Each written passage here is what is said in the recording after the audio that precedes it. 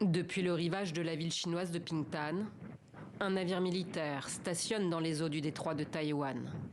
Selon Taipei, 13 bâtiments de guerre chinois et 68 avions tels que celui-ci ont franchi ce matin la ligne médiane qui sépare l'île du continent.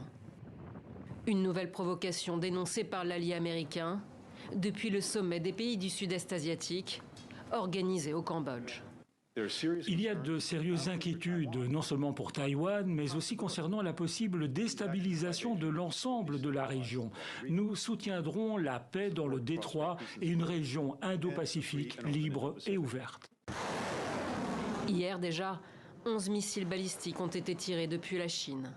Certains ont survolé l'île rebelle et 5 se sont abîmés dans la zone économique exclusive du Japon. Dernière étape de la tournée asiatique de la chef des députés américains, coupable aux yeux de Pékin de s'être rendu quelques jours plus tôt à Taïwan. Ce voyage a gravement affecté la souveraineté de la Chine.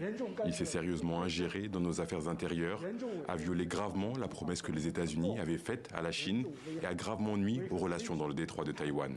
Il est donc naturel que la partie chinoise montre sa forte opposition.